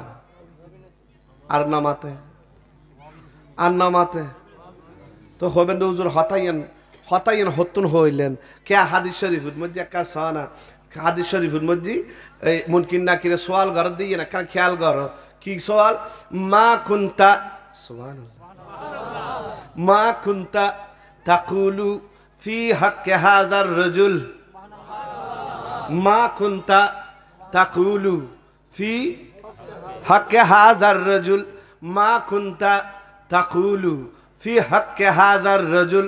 ও মুসলমান, তোমার রব আল্লাহ, তোমার দিন ইসলাম সব মেনেছি, মুসলমান রে একটু বলে দাও, তোমার অন্ধকার কবর আলো করে যে নূরে মুজাসসাম তোমার অন্ধকার কবর আলো করে আজকে দাঁড়িয়ে আছেন, এখানে এসে বললে হবে না জমিনের উপরে থাকতে তুমি কি বলতে? খবর তায়ারে হইলে মা কুনতা তাকুলু ফি হাক্কি হাযার রাজুল, তুমি কি বলতে? হাজার রজুল ইসমে ইশারা করিব না বঈদ হন না? হয়তো ওয়া খবরের বাদ দিন খবরের ভিতরে যাবে বেইবে, সুবহানাল্লাহ, হা যাইবে বাদ দিয়ে হদ দেন হড় ভিতরে সিরিয়া কবরের ভিতর অন্ধকার কবর আলো করে যিনি এসেছেন, মা কুনতা তাকুলু, মা কুনতা তুমি এখানে এসে বললে হবে না জমিনের উপরে থাকতে, মা কুনতা তাকুলু ফি হাযার রাজুল, এই ব্যক্তি সম্পর্কে জমিনের উপরে থাকতে তুমি কি বলতে? আজকে এই সুন্নি মাহফিলে যারা রিহার্সাল করে, যারা সুন্নি মাহফিলে এসে বসে, প্রত্যেকবার এসে রিহার্সাল করে, এই রিহার্সালের মতো সেই দিনও তারা কবরের মধ্যেও বলতে থাকবে ইয়া নবী সালাম আলাইকা, ইয়া রাসূল সালাম আলাইকা, ইয়া হাবিব সালাম আলাইকা, সালাওয়াতুল্লাহ আলাইকা। আরো জোরে মদিনা, ঈদে মিলাদুন নবী, আয়াতুর নবী, আমারা নবী, জিন্দে নবী, প্যারা নবী, আখির নবী। এখন কেউ যদি আকীদা রাখে নবী ফসি গলি কি মেডিলে মিশি কি তে এদিন না যাতে ফাইনাল প্রশ্ন ফসল লইবি, মা কুনতা তাকুলু ফি হাযার রাজুল, এটা হায় হাতা লা আদরি, আই তো নাও চিনি, আই হন না হুয়া নাও চিনি কিল্লে, আই তো জানি দি নবী মরি গিয়ে ইবা আবার খবর তাইবে হতুন। আসছে না আসে নাই? খবর আসবে কি আসবে না? আসবে কি আসবে না? তো আকীদার কথা বলছিলাম, কবরের মধ্যে শেষ প্রশ্ন হচ্ছে আকীদের। কবরের মধ্যে শেষ প্রশ্ন কিসের? আকীদার। তুমি সুন্নি না ওয়াহাবি, নবীকে মুর্দা জানতা না জিন্দা জানতা? সুবহানাল্লাহ। বেআহল কিল্লে হত্যারান্নি আল্লাহ কোরআনে কারীমের মধ্যে হদ দেয়, উলাইকা আনআমা আল্লাহু আলাইহিম মিনান নাবিয়্যিনা, এক নম্বর হন, বলেন না নবীরা। দুই নম্বর ওয়াসিদ্দিকিন, দুই নম্বরে কারা? সিদ্দিকরা। ওয়াশহাদা, তিন নম্বরে কে? নিয়ামত প্রাপ্ত বান্দাদের সিরিয়াল বলছেন আল্লাহ, এক নম্বর নবী, দুই নম্বর সিদ্দিক, 3 নম্বর সোহাদা, 4 নম্বর সালেহীন, আল্লাহ সত্যবাদী আউলিয়া ইকরাম। সত্যবাদী আউলিয়া ইকরাম। তো শহীদ কারা? শহীদ কারা? শহীদ সম্পর্কে আল্লাহ সুবহানাহু ওয়া তাআলা কোরআনে কারীমের মধ্যে ইরশাদ করছেন, ওয়ালা তাকুলু লিমান ইউকতালু ফি সাবিলিল্লাহি আমওয়াত। খবরদার, খবরদার, যারা আর রাস্তার মধ্যে শহীদ গিয়েগু ইতারারে মুর্দানো হই। আচ্ছা শোন, ইমাম আলী মাকাম, সারা শক্তি শরীর রক্তে রঞ্জিত, গর্দান মোবারককে বর্ষার উপর নিয়েছে। কোথায় বলেন না? বর্ষার উপরে নিয়েছে। তো মুর্দানা জিন্দে? আল্লাহ বলছেন দুনিয়াবি জাহেরি চোখে সেখানে জিন্দেগি নাই, হন না জিন্দেগি। কিন্তু আল্লাহ বলছেন ওয়ালা তাকুলু লিমান ইউকতালু ফি সাবিলিল্লাহি আমওয়াত বাল আহইয়া। তারা এমন জিন্দা, আল্লাহর তরফ থেকে তাদেরকে রিজিক দেয়া হয়। কি দেয়া হয়? ইনদা রাব্বিহিম ইউরযাকুন। তাদেরকে আল্লাহর তরফ থেকে রিজিক দেয়া হয়। তো আল্লাহ তাআলা এই আয়াতের মধ্যে রিজিকের কথা বললেন কেন? মানুষকে এটা ইয়াকিন দিলেন যে জিন্দা হতে হলে রিজিক খেতে হবে। আর শহীদরা এমন জিন্দা, তাদেরকে আল্লাহর পক্ষ থেকে রিজিক দেয়া হয়। আল্লাহর পক্ষ থেকে। তো আচ্ছা, আল্লাহ হদ্দা নিয়ামত প্রাপ্ত বান্দা কল সিরিয়ালের মধ্যে শহীদ কল 3 নম্বর। কত নম্বর? তো শহীদ কল 3 নম্বর, 1 নম্বর হন। তারপর সোহাদা। তো নবী সিদ্দিকিন সোহাদা 3 নম্বরের শহীদরা যদি জিন্দা হয়, নবী কি মুর্দা? একটু জোরে বলেন না। আর 3 নম্বরের শহীদরা যদি জিন্দা হয়, তো 1 নম্বরের নবীরা কি মুর্দা? নবীর জিসিম মোবারক কি মাটির সাথে মিশে গিয়েছে? একটু জোরে নাউজুবিল্লাহ বলবেন না? মনে রাখবেন, আল্লাহ সুবহানাহু ওয়া তাআলা কোরআনে কারীমের মধ্যে ইরশাদ করছেন, ইন্নাশ শাইতানা লিল ইনসানি আদুওয়াম মুবিন। হয়তো শয়তান হন হত্যা রনি মানুষের একেবারে প্রকাশ্য শত্রু। মানুষের আর কথা বলে না, মানুষের প্রকাশ্য শত্রু। তো শত্রু যে শত্রু, শত্রু মানুষের প্রকাশ্য শত্রু। আচ্ছা, শত্রুকে যদি আপনি না চিনেন বাঁচবেন? আর কথা বলেন। বাঁচার জন্য কি করতে হবে? দুশমনকে চিনতে হবে। তো দুশমনকে যদি চিনতে না পারেন, বাঁচতে পারবেন না। তো এখানে দুশমন শয়তান যে এখন প্রকাশ্য শত্রু, তো আমাদের এই তরিকাতি জিন্দেগি, আমাদের ঈমান আমল আকীদাকে হেফাজত করার জন্য আগে শয়তান চিনতে হবে। কি চিনতে হবে? আমি মনে হয় টাইম বেশি নিয়ে ফেলছি, মনে হয় শ্বাস করে দিন না হলো রাইতে বেশি ফেললাম। ওনার টার্গেট হতক্ষণ মাহফিল সাহেব ভাই কিন্তু হতক্ষণ থাকবে। আর কা হতা হইলে হন কষ্ট লাইবুনি। ওনারা এজাজত দিলে ইয়ান হরে শেষ করে ফেলে। সালাতুনিয়া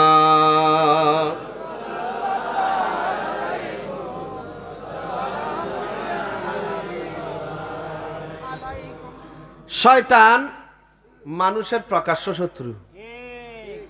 প্রকাশ্য। তো আগে যদি বাঁচতে হয়, শয়তান থেকে বাঁচতে হলে আগে শয়তানকে চিনতে হবে। শয়তানকে আল্লাহ তাআলা এই শয়তানের ফার্স্ট নাম হচ্ছে আজাজিল। ফার্স্ট নাম কি? সে 6 কোটি বছর, কয় বছর? সে 6 কোটি বছর আল্লাহ সুবহানাহু ওয়া তাআলার ইবাদত করেছে। কয় কোটি বছর? আন্নামাতে 6 কোটি বছর। শয়তান 6 কোটি বছর, হে শয়তান নামাজ পড়ো, নামাজ পড়েছে। হে শয়তান তাসবিহ পড়ো, তাসবিহ পড়তে কোনো আপত্তি নাই। হে শয়তান আমার ফেরেশতাদেরকে ট্রেনিং দাও, মুআল্লিমুল মালাইকা, মুআল্লিমুল, কোনো অসুবিধে, কোনো অসুবিধে। এমন ইবাদত করেছে জান্নাতে ঢোকার জন্য শয়তানের কোনো পারমিশন লাগতো না।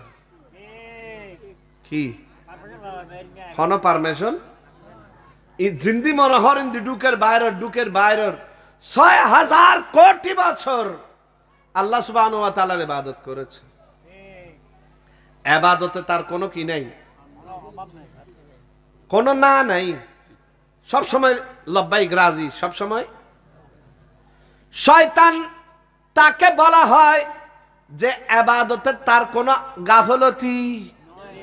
৬,০০০ কোটি বছর সে ইবাদত করেছে, এমন আসমান জমিনে নাকি এমন কোন ইঞ্চি নেই, এমন কোন জায়গা নাই যেখানে শয়তান সিজদা দেয়নি, যেখানে শয়তান সিজদা দেয়নি।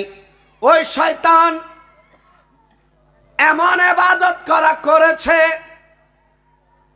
আল্লাহ তাআলার হুকুমের মধ্যে ইবাদতের যত হুকুম এসেছে তার কোনো আপত্তি নাই। যখন আল্লাহ তাআলা ইরশাদ করছেন মালাইকাতু ইসজুদু লি আদম, উসজুদ, ইবাদত করেছে ৬ কোটি বছর, ৬ কোটি, আর ইনকার করেছে ১ সেকেন্ড। কয় সেকেন্ড? আল্লাহ তাআলা ইরশাদ করেছেন সবাই মিলে আমার আদমকে সিজদা দাও, আমার আদমকে সিজদা দাও, আদমকে তাজিম করো, আদমকে ইহতিরাম করো, আদমকে সিজদা দাও, আদমকে কি করো? সম্মান করো। যখন নবীর সম্মানের বিষয় এসেছে এক মুহূর্তের মধ্যে শয়তান না করে দিয়েছে, আবা অস্বীকার করেছে। কি করেছে? তো এখানে নোক্তা হচ্ছে এটা, ইবাদত করেছে ৬ কোটি বছর। কয় বছর? নবীর তাজিম করতে অস্বীকার করেছে ১ সেকেন্ড। কয় সেকেন্ড? ইবাদত করেছে ৬ কোটি বছর, নবীর তাজিম করতে অস্বীকার করেছে ১ সেকেন্ড। তো আল্লাহ তাআলা বলছেন যারা ইবাদত করবে, করতে থাকবে তারা, আর যারা নবীর গোস্তাকে রাসূল হবে তারা হচ্ছে ওই শয়তানের অনুসারী। কার অনুসারী? কার অনুসারী? মনে রাখবেন, যারা ইবাদতের বেলায় ফার্স্ট কিন্তু নবীর তাজিমের বেলায়, কারণ আল্লাহ তাআলা তখন একটা ঘোষণা দিয়েছেন, আবা ওয়াস্তাকবারা, তাকাব্বুরি করেছে, অহংকার করেছে, অস্বীকার করেছে আল্লাহর হুকুম পালন করতে। আবা ওয়াস্তাকবার ওয়া কানা মিনাল কাফিরিন। আল্লাহ তাআলা তো বলছেন তুমি তো বহুত পুরানা কাফের, বহুত আন্নামাতে, বহুত পুরানা কাফের। এই কারণে ভাইরা আমার মনে রাখবেন, শয়তানকে যদি চিনতে হয় মনে রাখবে তার আমল থাকবে। কি থাকবে? শয়তানকে যদি জানতে হয় মনে রাখবেন শয়তান একটা শপথ করেছে। আল্লাহ তাআলা যখন তাকে বের করে দিয়েছে তখন শয়তান একটা শপথ করেছে, সেটা হচ্ছে হে আল্লাহ, এই বনি আদমের জন্য তুমি আমাকে জান্নাত থেকে বের করে দিয়েছো, জান্নাত আমার জন্য হারাম করে দিয়েছো, লক করে দিয়েছো। ও আল্লাহ, এই মানুষকে যতক্ষণ আমি গোমরাহ করব না ততক্ষণ আমি ক্ষান্ত হব না।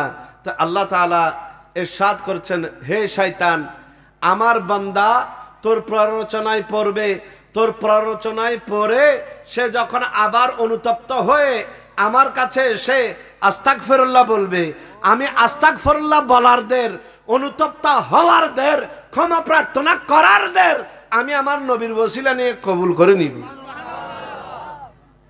কি করে নিব? কবুল করে তার সব গুনাহ মাফ করে। এটার নাম হচ্ছে তরিকত। সুবহানাল্লাহ। ওয়ালাউ আন্নাহুম ইযলামু আনফুসাহুম জাউকা। এই কারণে আমরা বলি হদুন আসাদা এরতুন অজল্য যাবে সময় শিখে দে হয়তো ওয়া সাইয়ু হজ করতে জব দেয় মদিনা যা হইতো না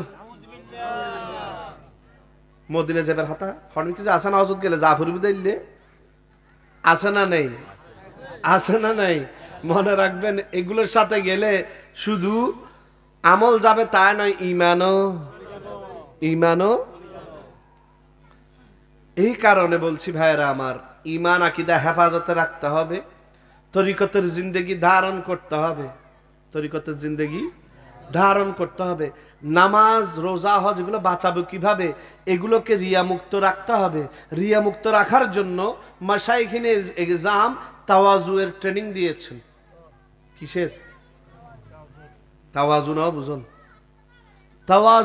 তাওয়াদু এই তাওয়াজু কাকে বলা হয় তাওয়াজু বলা হয় এই মজলিসের মধ্যে যতগুলো মানুষ আছে এরা সবাই আমার থেকে দামি আমার চাইতে বেশি আমলে বেশি আমার চাইতে রিয়াজতে বেশি সবার চাইতে নিকৃষ্ট আমি এটা খেয়াল করা কি খেয়াল করা পীর ভাইয়ের সাথে দেখা হয়েছে তো সেখানের মধ্যে এটা খেয়াল করা যে আজকে আমরা যারা এখানে এসেছে আমার পীর ভাইরা যারা এসেছেন নিশ্চয় আমাকে না বলে তারা কলবি জিকির করতে করতে আমাকে বহুত পিছনে ফেলে গিয়েছেন আমার তো রিয়া ছাড়া কোনো ইবাদত হয় না সুতরাং এখানে যারা আছে সবার চাইতে নিকৃষ্ট হইলাম আমি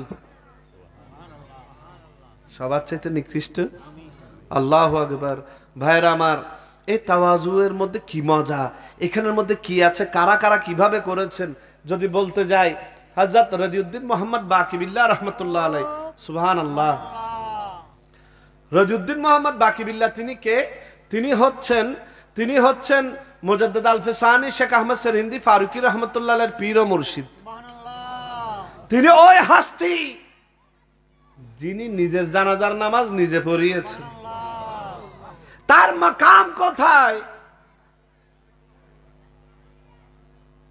তার মাকাম কোথায় এক মুরিদ গিয়ে প্রশ্ন করছেন হুজুর ফানাফিল্লাহ কাকে বলে বাকাবিল্লাহ কাকে বলে ফানাফিল্লাহ কাকে বলে বাকাবিল্লাহ কাকে বলে তো হুজুর বলছেন আমি তোমার কেমনে বুঝাই ফানাফিল্লাহ কাকে বলে বাকাবিল্লাহ কাকে বলে এক কাজ করিও আমি যখন এই দুনিয়া ছেড়ে চলে যাব আমার জানাজার নামাজ পড়ানোর জন্য যিনি ইমামতি করতে আসবেন তার থেকে জিজ্ঞেস করে নিও ফানাফিল্লাহ কাকে বলে বাকাবিল্লাহ কাকে তার থেকে জিজ্ঞেস করে নিও ফানাফিল্লাহ কাকে বলে বাকাবিল্লাহ কাকে বলে তো রদিউদ্দিন মোহাম্মদ বাকিবিল্লাহ রহমতুল্লাহ মুরিদকে সে কথা বলে মুরিদ অপেক্ষায় আছে হুজুর এই কথা কেন বললেন কেমনে যে ফানাফিল্লাহ কাকে বলে বাকাবিল্লাহ কাকে বলে এটা জানবো আরেকদিন হুজুর ওসিয়ত করলেন যে আমি ইন্তেকালের পর তোমরা যখন খাটিয়া নিয়ে এই ইয়েতে মাঠে নিয়ে যাবা জানাজা সবাই রেডি হবে তোমরা কেউ ইমামতিতে যেও না এক কাজ করবা সেখানে একজনকে ওসিয়ত করলেন তুমি এলান করে দিবে যে হুজুরের ওসিয়ত হচ্ছে যিনি জিন্দেগিতে কোনোদিন তাহাজ্জুদের নামাজ ছাড়েননি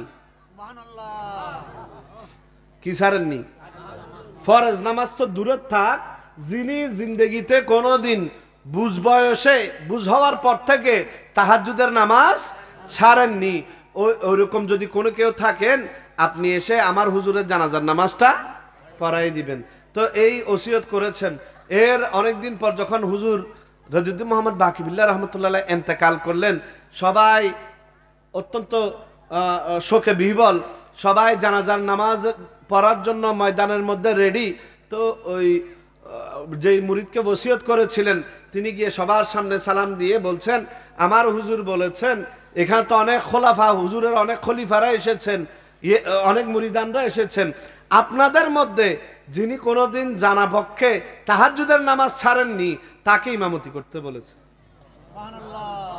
সবাই দাঁড়িয়ে আছে সবাই খেয়াল করছে আমরা তাহাজ্জুদের নামাজ পড়ি কিন্তু কোনোদিন ছাড়ি নাই এটা কিভাবে বলি কোনোদিন ছাড়ি নাই এটা কিভাবে সেটা তো ইয়াকিনের সহিত কেউ বলতে পারছি না এরকম কসমকসের মধ্যে যখন আছেন তখন একজন ব্যক্তি ঘোমটা দিয়ে মুখের উপর পর্দা করে সেই জায়নামাজে গিয়ে দাঁড়িয়ে গেলেন আল্লাহু আকবার বলে ইমামতি করে জানাজার নামাজ পড়িয়ে দিলেন সুবহানাল্লাহ জানাজার নামাজ পড়িয়ে দিলেন পড়িয়ে দেওয়ার পর ওই যখন সবাই খাটটা তুলে নিয়ে যাচ্ছে গা, ওই ব্যক্তি যাকে বলেছিলেন যে হে আমার মুরিদ, আমার জানাজার নামাজের ইমামতি যিনি করবেন তার থেকে জিজ্ঞেস করিও ফানাফিল্লাহ কাকে বলে, বাকাবিল্লাহ কাকে বলে।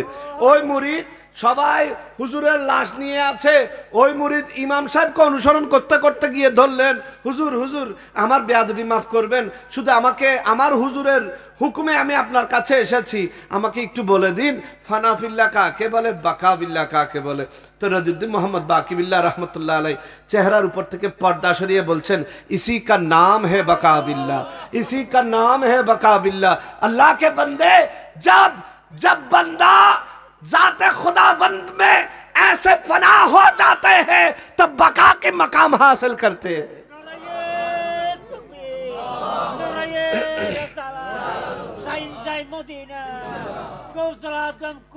যখন আল্লাহর বান্দা জিকির করতে করতে করতে করতে প্রিয়র মধ্যে নিজেকে বিলীন করে ফেলে, প্রিয়র মধ্যে নিজেকে বিলীন করে ফেলে, এমন একটা পর্যায়ে আসে, তখন সে এমন একটা আল্লাহ সুবহানাহু ওয়া তাআলার দয়া হয় যে খাটিয়া লাশ জিসিম খাটিয়ার মধ্যে থাকে আর আল্লাহর হুকুমে নিজেই নিজের জানাজার ইমামতি করতে পারে।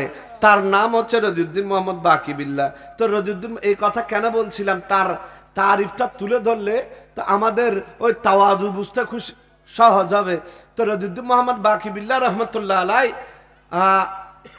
পাশেই একজন বিধর্মী, যে তার ডেইলি ফরজ যেন তার উপর, তার একটা আবশ্যক কাজ হচ্ছে রদিউদ্দিন মোহাম্মদ বাকিবিল্লাহর নামে সেখান থেকে গালাগালি করা। কি করা? ওই বিধর্মী, ওই মজুসি সার্বক্ষণিক রদিউদ্দিন মোহাম্মদ বাকিবিল্লাহ রহমতুল্লাহকে গালাগালি করতো, আর নামাজ কালাম পড়তে না পারে মতো ডোল বাদ্য বাজাতো, ডিস্টার্ব করার চেষ্টা করতো। একদিন যায়, দুই দিন যায়, আরেকদিন রদিউদ্দিন মোহাম্মদ বাকিবিল্লাহ রহমতুল্লাহ বের হয়েছেন, খাদেম খেয়াল করলো এই সুযোগে আমারও অবসর আছে, যাই এই শয়তানরে ধরাই দিই। খাদেম করলো কি, কোতোয়ালের সেখানে গিয়ে অবজেকশন দিল। কোতোয়ালও এসে নিজে সরেজমিনে এসে দেখে আসলে অভিযোগ ঠিক, এ বসে বসে আরেকজনটা কি করে, সারাক্ষণ গালাগালি করতে আছে। তো কোতোয়ালি কি করেছে, তারকে গ্রেফতার করে নিয়ে চলে গেলেন। এদিকে রদিউদ্দিন মোহাম্মদ বাকিবিল্লাহ রহমতুল্লাহ আলাই আবার যখন আসলেন, এসে দেখেন আগের মতো সে কোলাহল আর আওয়াজ আসে না। ওই খাদেমকে ডেকে জিজ্ঞেস করলেন, কি ব্যাপার, এই ব্যক্তির কিছু হয়েছে কিনা, তার আওয়াজ শোনা যায় না কেন? তখন খাদেম বলছেন, হুজুর এই ব্যক্তি বড় খারাপ, এই ব্যক্তি সারাক্ষণ গালাগালি করতে থাকে, এই কারণে আমি যাই অভিযোগ দিয়ে তাকে ধরাই দিয়েছি তাকে।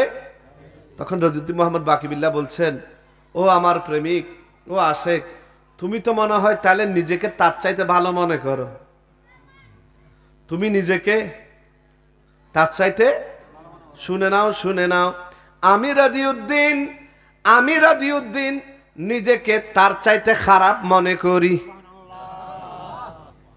আল্লাহর ওলি বলছেন যে ওই মজুসির চাইতে আমি রদিউদ্দিন নিজেকে কি মনে করি? কোন রদিউদ্দিন বলছেন? সেই রদিউদ্দিন মোহাম্মদ বাকিবিল্লাহ, যিনি নিজের জানাজার নামাজ নিজে পড়িয়েছে। আল্লাহু আকবার। তাওয়াজু কাকে বলা হয়? গৌসে পাক শাহিন সাহেব বাগদাদ বুনিয়াতুত তালিবিনের মধ্যে বলছেন, যখন দুইজন ব্যক্তি একসাথে হবে, একজন আলেম আর একজন জাহেল, একজন আলেম আর একজন নরমাল, তো আলেম এটা খেয়াল করবে আমার এলম থাকলে কি হবে, আমার সেই মোতাবেক আমল। এই ব্যক্তি এলম না থাকলে কি হবে, সে আমলের দিক দিয়ে নিশ্চয়ই আমার চাইতে বড়, এটা খেয়াল করা। আর ওই ব্যক্তি বলবে আমার আমল কিছু থাকলে কি হবে, এগুলো টিকবে কি টিকবে না আমি তো জানি না, এখানে রিয়াই তো ধ্বংস করে ফেলেছে। এই আলেম সে তো ওয়ারাসাতুল আম্বিয়া, সে এলমের মাধ্যমে সারাক্ষণ আল্লাহর দরবারে আজিজ ইনকিসারের ভিতর আছে, সুতরাং তিনি আমার চাইতে আফজল। এটা আলেম এবং একজন আলেম আরেকজন আবেদ। যদি দোনোজন আলেম হয়, দোনোজন আলেম হয় তো এক অন্যর প্রতি খেয়াল করবে আমার এলমায় বা আর কতটুকু, আর আমার এলম মোতাবেক আমার কোনো আমল নাই। আমার আরেক ভাই যিনি, তিনি আমার চাইতে শ্রেষ্ঠ, তিনি আমার চাইতে। তো এরকম করতে করতে করতে ইমানদারের পর্যায়ে ফেলে গোসে পাক বলছেন, যখন একজন ইমানদার আরেকজনের কাফেরের সামনে থাকবে, কার সামনে? একজন ইমানদার আরেকজন কাফের, তখন তাওয়াজু কিভাবে হবে? তাওয়াজু এইভাবে হবে, এইভাবে খেয়াল করবে যে এই কাফের যদি আল্লাহর দয়া হয়, যদি আল্লাহর দয়া হয়, সে যদি তওবা করে ঈমান আনে, সে এক ওয়াক্ত নামাজ না পড়লেও ঈমান আনার সাথে সাথে সে নিষ্পাপ। আল্লাহর দয়া হয়েছে সে। আর আমি ঈমানদার, কিন্তু আমি আমার রবকে রাজি করতে পারিনি, আমি আমার রবকে রাজি করতে পারিনি, কোন কারণে যদি আমার উপর আমার রব নারাজ হয়, তবে আমি তার চাইতেও খারাপ, তার চাইতেও তাওয়াজু। এই তাওয়াজু অমূল্য জিনিস, এগুলো আমরা হারায়ে ফেলছি। এক সময় দেখতাম, আল্লাহু আকবার, আমার বর্তমান মেহমানে আলাই যিনি আছেন, ওনাদের সমসাময়িক আমি যখন ছোট্ট ছিলাম, হুজুর মুবারককে নিয়ে পরিপূর্ণ একটা জামাত দেখতাম, ফকিরদের, লাইট বন্ধ, জিকির চলছে, আর চোখের উপর গড়িয়ে গড়িয়ে পানি পড়ছে। ভাইরা আমার, সেই পানি পড়নেওয়ালা হারিয়ে গিয়েছে, মোহাব্বতের মধ্যে কান্না করনেওয়ালা এখন আর নাই। আমার নওজোয়ান ভাইরা, ও নওজোয়ান ভাইরা, তরিকতের পথের পথিক আর নাই, তরিকতের পথের পথিক সবাই এখন ইলেকট্রনিক্স মিডিয়ার মাধ্যমে দিন হাসিল করতে গিয়ে ঈমান আকীদা হারাতে বসেছে। এমন একটা সময় ছিল, তরিকতের ভাইরা যখন হালকার মধ্যে জিকিরের মধ্যে বসতো, মুর্শিদকে সামনে নিয়ে মুর্শিদের সোহবতের মধ্যে যখন বসে বসে জিকির করত, তারা তো জিকির করছে তাই নয়, মনে হয় যেন তারা আল্লাহকে দেখছে। তাদের চোখ দিয়ে পানি, চোখ দিয়ে এই পানির মধ্যে কেমন ঘটনা। আমার অনেক ভাই মনে করে, ওরে আজকালকার আলেমরা ওয়াজের মাহফিলকে রঙ্গ তামাশা বানিয়ে ফেলেছে। আজকালকার ওয়াজের বক্তাদের প্রধান টার্গেট মানুষকে কিভাবে হাসাবে, মানুষকে। ছেলেরাও, আমাদের নওজোয়ানরা যারা আছে, ইউটিউবে সার্চ করার সময় আগে হাসির ওয়াজ খুঁজে, ঠিক কি না? এটা আমাদের জন্য বড় আশঙ্কার ব্যাপার, কারণ ওয়াজের মঞ্চ হাসির মঞ্চ নয়। কারণ কি ওয়াজের মঞ্চ হচ্ছে প্রেমের মঞ্চ, আল্লাহর রসুলের প্রেম। এই প্রেমের মধ্যে পড়ে, ও আমার ভাইরা, তুমি যখন চোখের উপর থেকে তোমার মুক্তাধারা তোমার গাল বেয়ে পড়ে, সেই মুক্তাধারার ফজিলত কেমন তুমি জানো? আমার সরকারে দো আলম সাল্লাল্লাহু আলাইহি ওয়াসাল্লাম হাদিস শরীফের মধ্যে ইরশাদ করছেন, ও আমার সাহাবীরা, তোমরা যখন আল্লাহর জিকিরের মধ্যে বসো, তোমরা যখন আল্লাহর ইবাদত করো, তখন কান্না করো। কি করো? কান্না যদি না আসে, ইয়া রাসূলুল্লাহ, সরকার দো আলম সাল্লাল্লাহু আলাইহি ওয়াসাল্লাম ইরশাদ করছেন, অন্তত কান্নার ভান হইলে করো, কান্নার বান করো। হারণ কি কান্নার এত ফজিলত কেন? সরকার ইরশাদ করছেন, লা ইয়ালিজুন নারু, শুনে নাও, ওই চেহারাকে জাহান্নামের আগুন কখনো স্পর্শ করবে না, কখনো স্পর্শ করবে না। যে ব্যক্তির চেহারার উপর দিয়ে আল্লাহর মহব্বতে, আল্লাহর ভয়ে চোখের পানি গড়িয়ে পড়েছে, যে ব্যক্তির চেহারার উপর দিয়ে আল্লাহর ভয়ে কি গড়িয়ে পড়েছে? চোখের পানি গড়িয়ে পড়েছে, তার চেহারাকে কখনো জাহান্নামের আগুন স্পর্শ করবে না। হাদিস শরীফের মধ্যে আরো আসছে, হাসরের ময়দানে এমন একটা সিচুয়েশন ক্রিয়েট হবে, জাহান্নামের আগুন চারিদিকে গ্রাস করে উম্মতে মুহাম্মাদের দিকে অগ্রসর হবে। কোন দিকে? উম্মতে মুহাম্মাদের দিকে অগ্রসর হবে। আমাদের উম্মতের মায়াদার উম্মতের জন্য কাঁদনে ওয়ালা নবী বেচেন হয়ে যাবেন, বেকরার হয়ে যাবেন, আল্লাহর দরবারে ফরিয়াদ করবেন, ও বারি তাআলা, উম্মতি, আমার উম্মতকে তুমি বাঁচাও। এমত অবস্থায় জিব্রাইল আলাইহিস সালাম এক পেয়ালা পানি নিয়ে আসবেন, এনে বলবেন ইয়া রাসূলুল্লাহ আপনি এটা জাহান্নামের দিকে ছুঁড়ে মারুন। আল্লাহ রসুল দেরি না করে সে এক পেয়ালা পানি নিয়ে জাহান্নামের দিকে ছুঁড়ে মারার সাথে সাথে জাহান্নামের আগুন ঠান্ডা হয়ে যাবে। জাহান্নামের আগুন। আল্লাহর রসুল জিজ্ঞেস করবেন ও জিব্রাইল এই এক পেয়ালা পানির মধ্যে তুমি এমন কি রেখেছো, এটা কিসের পানি যে জাহান্নামের আগুনকে ঠান্ডা করে দিয়েছে? জিব্রাইল আলাইহিস সালামের সাথ করবেন ইয়া রাসূলুল্লাহ এটা আর কিছু নয় আপনার গুনাহগার উম্মতের চোখের পানি।